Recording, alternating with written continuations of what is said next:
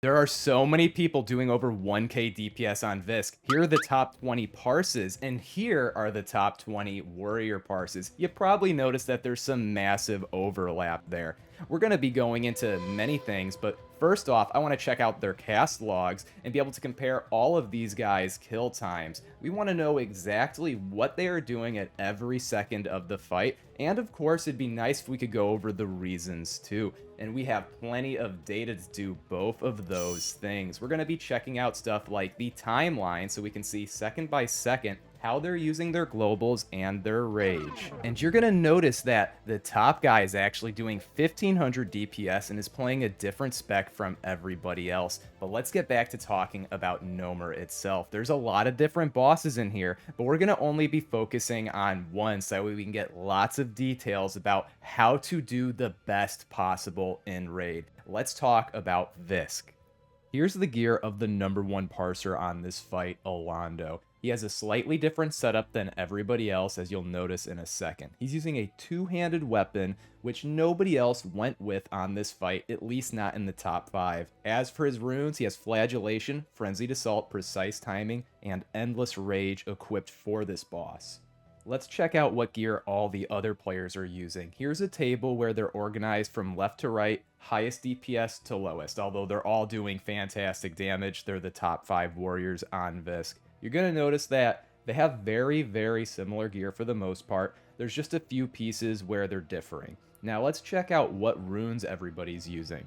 Most of these guys went with Blood Surge, but 2 of them are using Precise Timing, so it's fine if you'd rather have a steady rate of using Slam and not deal with the RNG of Blood Surge. Later on, we'll check out how lucky the guys with Blood Surge actually got. You're going to find that pretty interesting, I imagine. As for the other runes, everybody's using Single-Minded Fury and Consumed by Rage, of course. It's just fantastic when you're dual wielding. It's not like they would use Frenzied Assault with one-handers. And as for the talents, the number one guy, Alando's using a pretty standard Mortal Strike spec. Let's go into the Fury spec that everybody else is using. All the regular things, you're going to want crit, extra rage on hit, improved battle shout, offhand damage, and then of course in rage so you can get flurry and death wish and bloodthirst. Nothing too surprising. Let's go into the timelines. You can see keep Mortal Strike on CD, use slam on CD, lots of heroic strikes right off the bat, and then of course swapping the battle stance to do overpower. That's if you were arms. As for Fury, you're basically just mashing all your CDs as soon as they come up.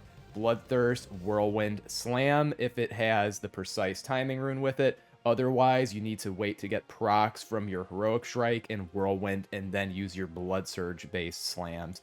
Nothing too surprising there, really. But we are about to show something a little surprising if you haven't been keeping up to date with how people are parsing on this fight. Before that though, let's check out this cast log here. That way we can compare how everybody's using their abilities, how much they're using their globals on what basically. It's going to be hard for you to track that, so just pay attention to how the shape of the curve at the bottom of your screen is changing. And then in a moment, I'm going to fade them out a little bit, so that way they'll be overlaid on top of each other and you can get a better sense for just how similarly all these guys are using their globals. You're going to notice that the second highest bar sticks out a bit. That's because Alando's fight went a little longer, and so he got one more move off than the other guys. But really, other than that, notice how similar all of these things look. But now for something a little bit weird. This is the icon for detonation, an effect caused by the Goblin Landmine, and it does good damage, about 2,000 when you pull it off correctly.